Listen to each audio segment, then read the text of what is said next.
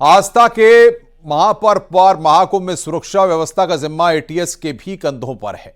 महाकुंभ में श्रद्धालुओं के आने का सिलसिला लगातार जारी है। एटीएस अपनी हाईटेक बोट पर सवार होकर संगम के दोनों तटों पर पैनी नजर बनाए हुए है। न्यूज 18 की टीम ने एटीएस से खास बातचीत की।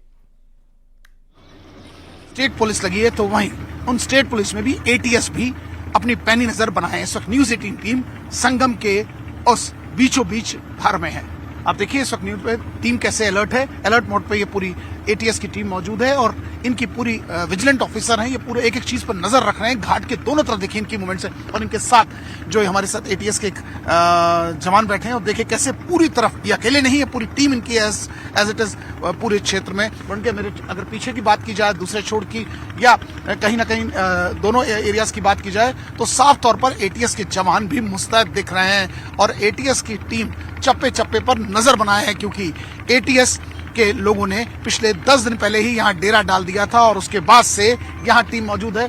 हम एक ऑफिसर सर, सुरक्षा पर पूरी नजर बनाए आप लोग? पूरी हर, या तो थल हो या जल हो या भी नभ हो, हाँ। हमारी पूरी सिक्योरिटी तीनों एरिया में बहुत एकदम चकाचौंध सिक्योरिटी की गई है। आप देख सकते हैं कि इनकी पूरी किट यहाँ सामने मौजूद है, देखी जा सकती है। इनके साथ पूरे इक्विपमेंट्स लेके साथ चल रहे हैं और इनका ये जो नाव है ये हाईटेक इनकी नाव है। इसके साथ बॉडी प्रोटेक्टर्स रखे हैं। देखिए आप देखे जा सकते हैं कि लाइफ सेविंग गार्ड्स रखे और तमाम चीजें इन लोगों ने साथ रखी और अलर्ट मोड पर है। इनके साथ एक कैमरा अपना है, कैमरे के साथ इनके दूरबीन रखा हुआ है। पूरी टीम अपने इक्विपमेंट्स के साथ चल रही है, यानी हर स्थिति से निपटने के लिए एटीएस भी तैयार है। विजिलेंस सोनू मंडल के साथ अमित गंजू, न्यूज 18 प्रयागराज।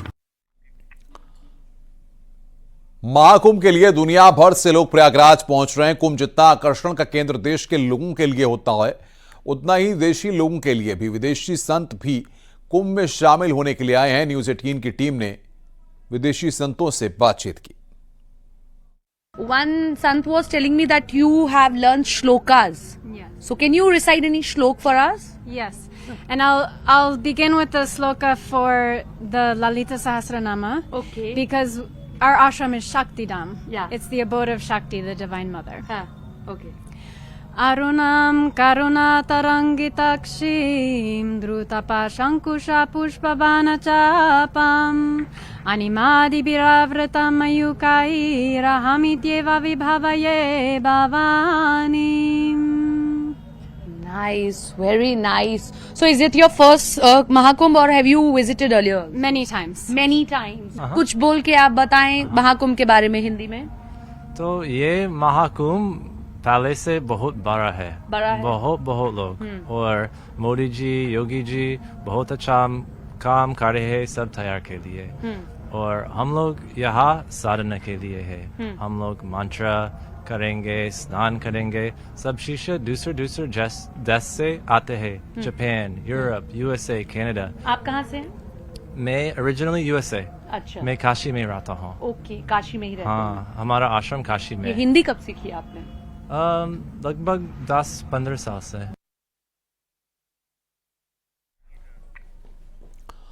महाकुंभ में सतुआ बाबा की ओर से बनाई घास की कुटिया आकर्षण का केंद्र है। इन्हें सीएम योगी ने भी खूब पसंद किया है। न्यूज 18 की टीम ने सतुआ बाबा से बातचीत की।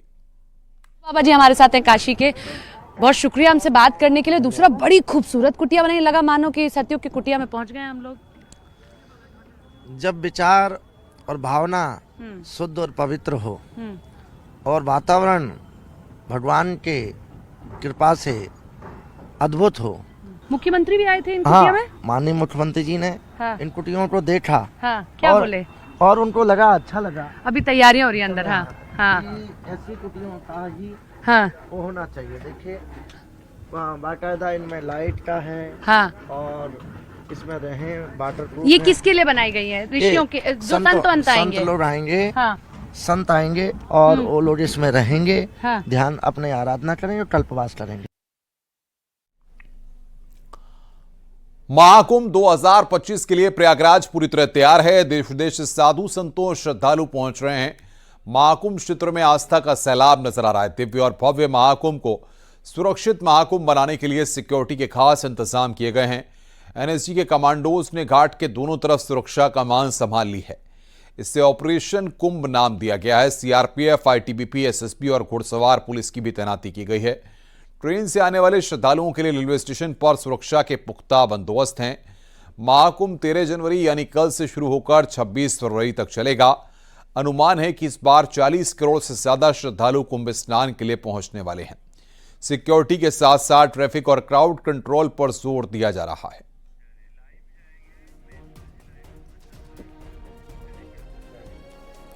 और सीधे रुख करते हैं प्रयागराज का, संगम नगरी का, जहां पर मेनका चौधरी ग्राउंड जीरो पर हमारी सहयोगी वहां पर मौजूद हैं।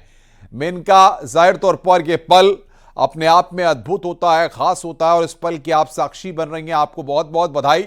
बताइए किस तरीके की तैयारियां और कितना जोश, कितना उत्साह वहां पर आप देख रही हैं।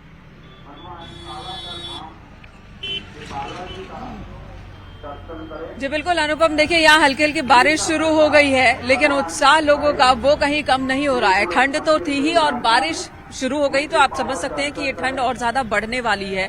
इस वक्त मैं महाकुंभ क्षेत्र में सेक्टर 17 में मौजूद हूँ। कुल 22 से ज्यादा सेक्टर्स में डिवाइड किया गया है पूरे महाकुंभ क्षेत्र को, जो 4000 हेक्टेयर भूमि पर महाकुंभ का आयोजन हो रहा है। तो सेक्टर 17 में इस वक्त मौजूद हूँ और यहाँ पर बहुत सारे आप देखिए अलग अलग आश्रमों की ओर से, अखाड़ों की ओर से जो तैयार किया गया है, उनका मंडप तैयार किया गया है, वो कितने खूबसूरत तरीके से भी सजावट की गई है। ये दक्षिण के मंदिर का स्वरूप दिया गया है। इस स्ट्रक्चर को आप देखिए एक बहुत बड़े एरिया में, और अंदर सरकार की ओर से कुंभ को लेकर क्या क्या आयोजन है, क्या क्या तैयारियां हैं, वो सब कुछ दिख रही है। साथ ही साथ मेला क्षेत्र में किस सेक्टर में क्या है, QR कोड्स भी लगे हुए हैं ये जानने के लिए जगह जगह पर। तो ये बहुत ही खूबसूरत है। लोग जो आ रहे हैं यहाँ स्नान करने के लिए, वो यहाँ पर सेल्फी भी ले रहे हैं खड़े होकर के, इस खूबसूरत स्ट्रक्चर को निहार रहे हैं। और यहाँ पर देखिए हमारे साथ एक फैमिली मौजूद है। आपको अभी मैंने देखा कि आप सीधे जा रही थी, फिर देखा कि बहुत सुंदर है तो रुक गई। हाँ जी, ये बहुत बढ़िया, सुंदर, बहुत बड़ा और लंबा पंडाल है। तो हमने सोचा कि चलो पहले यहाँ दर्शन करते हैं। हम लोग एक्चुअली दोहा कतार से आए हुए हैं। कतर से आए हो? दोहा कतार स्पेशली कुंभ के लिए। और इससे पहले आए हो या पहली बार? नहीं, ये कुंभ में हमारा पहली बार है। इससे पहले अहमदाबाद में जब मिनी कुंभ हुआ था वो अटेंड किया था। अर्ध कुंभ आपने किया? परम पूज्य गीता भारती जी, संतोषपुरी माता जी के आश्रय से हुआ था। तो आप कहाँ पर ठहरे हैं? हाँ जी, हम आज सुबह में ही आए, बड़ौदा से आए। और सुबह में आए वैसे ही हम लोग हमारे निवास पे जाके स्नान करके निकल गए। तो अभी सुबह से हम लोग घूम रहे हैं। यहाँ पे व्यवस्था और वातावरण इतना अच्छा है कि हम सुबह से निकले हैं और रात भर ट्रैवल किया, लेकिन हमको ऐसा नहीं लगा, जरा भी अभी तक थकान नहीं लगी और खूब आनंद ले रहे हैं। देखिए ये सेक्टर्स में घूम रहे, कुंभ के अलग अलग सेक्टर्स में जाकर, और बहुत दूरी पे रहे। एक एक सेक्टर की अगर हम बात करें तो बहुत दूरी पर है। 4000 हेक्टेयर में पूरा आयोजन है। संगम से लेके यहाँ सेक्टर तक पहुँचे। संगम से लेकर यहाँ सेक्टर घूमते घूमते बीच में चाय नाश्ता कुछ हो रहा है? हाँ, चाय नाश्ता सब जगह पे प्रसाद की कोई कमी नहीं है। खाने पीने की यहाँ पे कोई कमी नहीं है। इसलिए हम लोग अपने अभी 19 सेक्टर में हमारा आश्रम जो है वहाँ पे प्रसाद लिया, फिर वापस हम लोग चले। चलिए ठीक है, आपकी यात्रा और मंगलमय हो। मैं आपको कुछ इंतजाम और दिखाना चाहूंगी। कुंभ सेवा शिविर जगह जगह पर इसका भी आयोजन किया जा रहा है, क्योंकि कुंभ का जो ये महापर्व है, ये बहुत सारे सनातनियों को मौका देता है कि वो समाज की सेवा भी कर सकें, और इससे बड़ा मौका नहीं हो सकता। तो निःशुल्क सेवा भी बहुत सारी जगहों पर इस तरह का आयोजन किया गया है, जहां पर रहने की व्यवस्था है। जो आम श्रद्धालु आ रहे हैं, जिनके पास अपना कोई इंतजाम नहीं है, उन्हें दिक्कत नहीं होगी। सरकार की ओर से रैन बसेरों का तो इंतजाम है ही, प्रशासन की ओर से जगह जगह पर अलग अलग आश्रमों की ओर से भी इंतजाम किए गए हैं, अलग अलग संस्थानों की ओर से इंतजाम किए गए हैं। ये नारायण खालसा का कैंप मैं आपको दिखाना चाहूंगी, जहां पर ये तस्वीरें भी इन्होंने लगा रखी है कि किस तरह से अलग अलग दिन पर शाही स्नान के ये देखिए पूरी जानकारी दी गई है। 14 जनवरी को मकर संक्रांति का शाही स्नान है, मौनी अमावस्या 29 जनवरी को शाही स्नान, फिर बसंत पंचमी यानी कि सरस्वती पूजा के दिन 3 फरवरी को तीसरा शाही स्नान है, माघी पूर्णिमा 12 फरवरी को चौथा, और फिर आखिरी जो शाही स्नान है 5वां, वो है महाशिवरात्रि 26 फरवरी को, और इसी के साथ समापन हो जाएगा महाकुंभ का। तो ये जानकारी भी नारायण खालसा की ओर से दी गई है। साथ ही यहाँ पर उन्होंने अपने पहले के कैंप के बारे में भी जानकारी दी है कि क्या क्या काम किया जाता है, और अलग अलग वक्त में अलग अलग सेवाएं इन्होंने प्रदान की है, लोगों की मदद करते रहे हैं। और इस तरह के बड़े बड़े कैंप पूरे कुंभ में लगे हुए हैं। जैसा कि अभी आपने बातचीत की, आपने भी सुना उस दंपति को कि उनका कहना है कि वो घूम रहे, टहल रहे, मेला क्षेत्र में सनातन को देख रहे, समझ रहे हैं, खाने पीने की कोई चिंता नहीं है, क्योंकि हर जगह पर इंतजाम किए गए हैं। यहाँ पर कुछ ऐसा ही इंतजाम नारायण खालसा की ओर से दिख रहा है। अंदर देखिए सोफे लगे हुए हैं, क्योंकि यहाँ पर लगातार धार्मिक अनुष्ठान भी होंगे। यहाँ पर सेवा के साथ साथ मंत्रोच्चारण होता रहेगा और पाठ का भी इंतजाम किया गया है। बस इंतजार है। यहाँ पर देखिए मंच तैयार है, मंच सज चुका है। अब थोड़ी देर में यहाँ पर गायन की शुरुआत हो जाएगी और पाठ होगा। उपचार सेवा केंद्र भी बनाया गया है यहाँ पर, निःशुल्क है, पूरी तरह से निःशुल्क है। जो श्रद्धालु यहाँ आ रहे हैं, अगर उन्हें किसी तरह की दिक्कत हो रही है तो उन्हें यहाँ पर जी बिल्कुल ये इंतजाम हमने आपको दिखाया। अब कुछ लोगों से बातचीत करते हैं। यहाँ सेवा संस्थान से जुड़े लोग यहाँ पर मौजूद हैं, उनसे बात करते हैं, फिर श्रद्धालुओं से भी बातचीत होगी।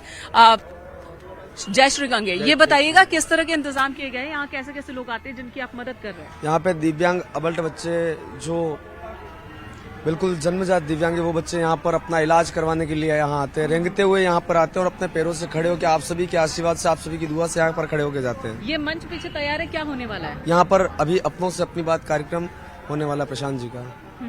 तो यहाँ रामकथा भी होगी? रामकथा, भागवत कथा, श्री महापुराण कथा और नानी भाई का मायरा यहाँ होगा जी। तो इस तरह से धार्मिक अनुष्ठान भी होते रहेंगे, धार्मिक कार्यक्रम होते रहेंगे और साथ ही साथ सेवा।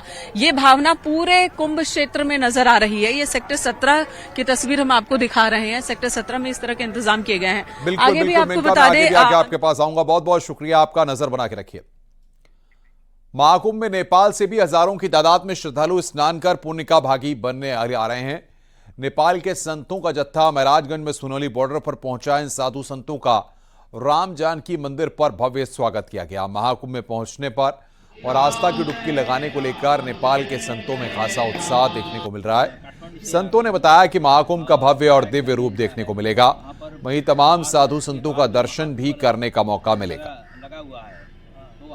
ऐसा है कि प्रतिदिन नेपाल से करीब 60-70 धर्माचार्य लोग आते हैं और उनकी सेवा व्यवस्था यहाँ की जाती है।